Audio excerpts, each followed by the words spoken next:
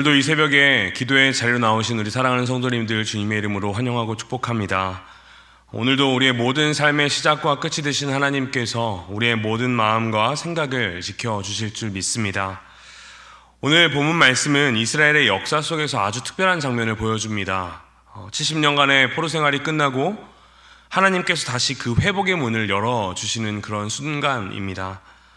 이스라엘은 그들의 죄 때문에 하나님을 떠났던 그 모습 때문에 바벨론에 의해 철저히 무너졌습니다. 성전은 불타고 백성들은 포로로 잡혀가는 안타까운 상황들이 발생했습니다. 그래서 그들의 정체성과 신앙은 마치 잿더미 속에 사라진 것처럼 느껴진 시간이었을 것입니다. 하지만 하나님은 단 한순간도 하나님의 백성들을 잊으신 적이 없습니다.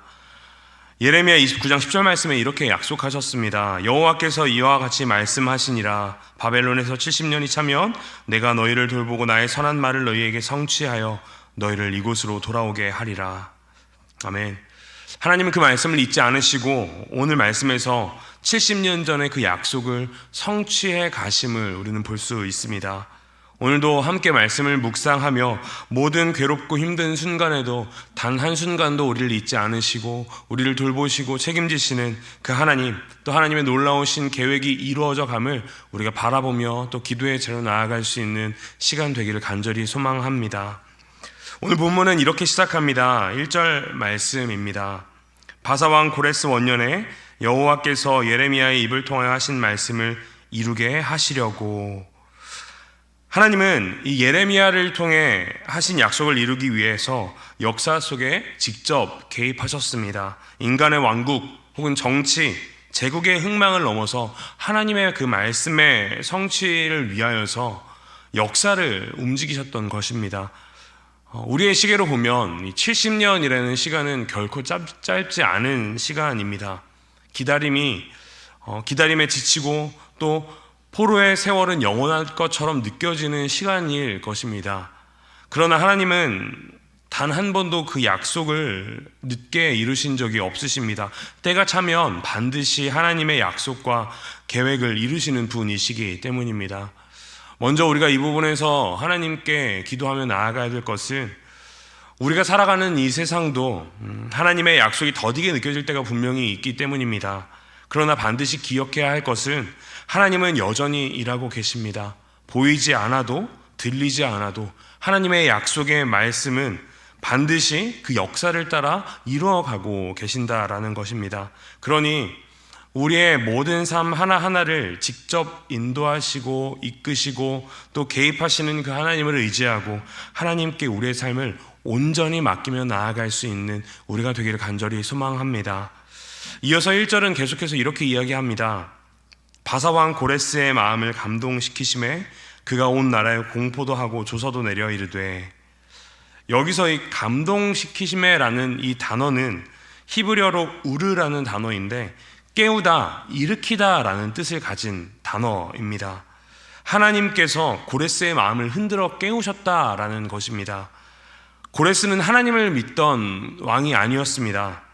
바벨론의 정복자이고 또 세상의 권력의 대표가 되는 사람으로 이 고레스가 나타날 수 있습니다. 그러나 하나님은 그런 자의 마음까지도 사용하셔서 하나님의 놀라우신 그 계획들을 이루어 가십니다.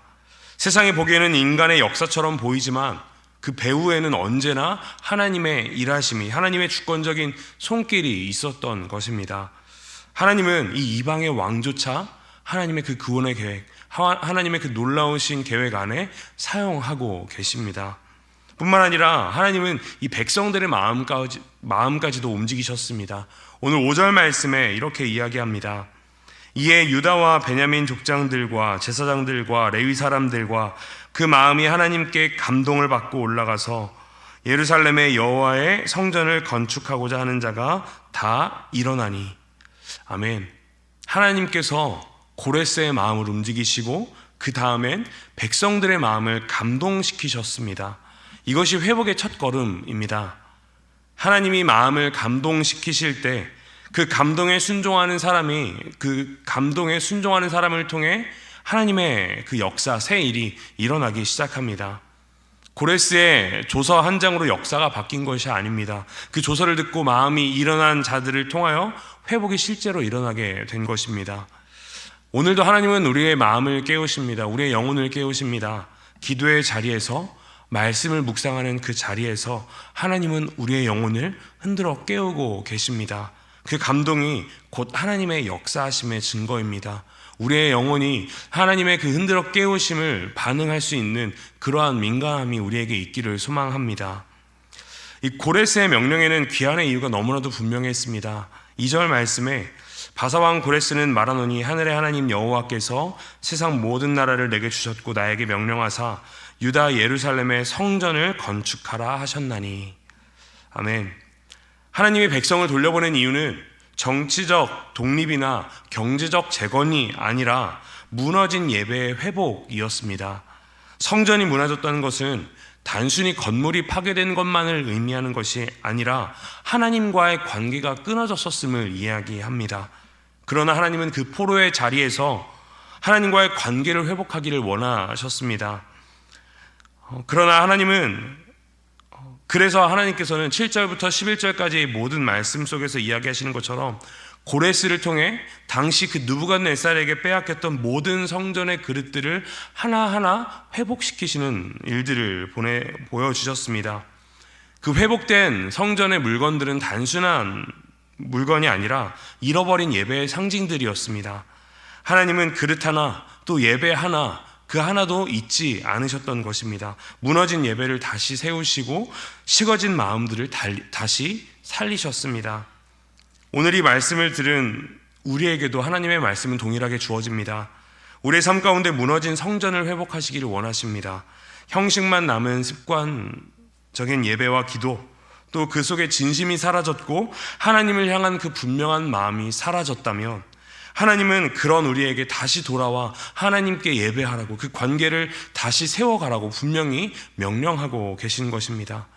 우리의 삶이 회복되는 길, 하나님과의 그 관계가 회복되는 길은 언제나 예배의 회복부터 시작이 됩니다. 하나님 앞에 무너졌던 마음을 다시 세우는 것, 그것이 진짜 귀환인 것입니다.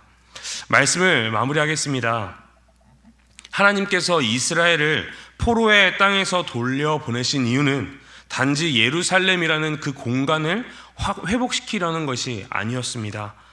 예배하는 백성들의 마음을 다시 일으키기 위하여 하나님께서는 이 회복을 계획하시고 시작하셨던 것입니다. 예배가 회복된다는 것은 그냥 단순히 무너졌던 성벽, 그 성전만 다시 세우는 것이 아니라 더 깊은 의미로 우리의 중심에 하나님을 다시 모시는 것, 우리의 삶이 다시 하나님을 향하도록 그 시선을 돌리는 것을 의미합니다. 이스라엘에게 예루살렘은 단지 귀환의 목적지가 아니라 하나님이 거하시는 자리였던 것입니다. 우리의 삶도 마찬가지입니다. 예배의 회복만이 우리의 참된 목표가 아닙니다. 일상 속에서 예수 그리스도를 기억하고 묵상하며 그리스도의 임재 안에 살아가는 삶이 우리의 목표가 되어야 합니다. 단지 주일의 예배, 공예배에만 우리가 나오는 것이 아니라 일상의 삶 가운데 우리의 중심을 하나님께 드리는 것, 하나님과 함께 거하는 삶이 회복되는 것, 이것이 우리 삶 가운데 참으로 일어나야 될 그러한 성전의 재건, 하나님 나라의 재건이라는 것입니다. 오늘 하루 우리의 삶이 그런 모습이 되기를 소망합니다. 모든 하루의 시간 속에서 예수 그리스도를 중심에 모시고 예수 그리스도를 바라보고 예수 그리스도로 인하여 살아가는 삶 자체가 예배가 되는 그런 사람이 우리가 되기를 소망합니다. 간절히 바라기는 오늘 이 새벽 기도의 자리로 나아갈 때 우리를 회복시키시는 하나님의 놀라우신 은혜, 우리의 삶을 붙드시는 그 하나님의 놀라우신 힘을 경험하며 나아가는, 그것을 붙들며 나아가는 사랑하는 우리 모든 성도님들 되시기를 주님의 이름으로 간절히 축복합니다.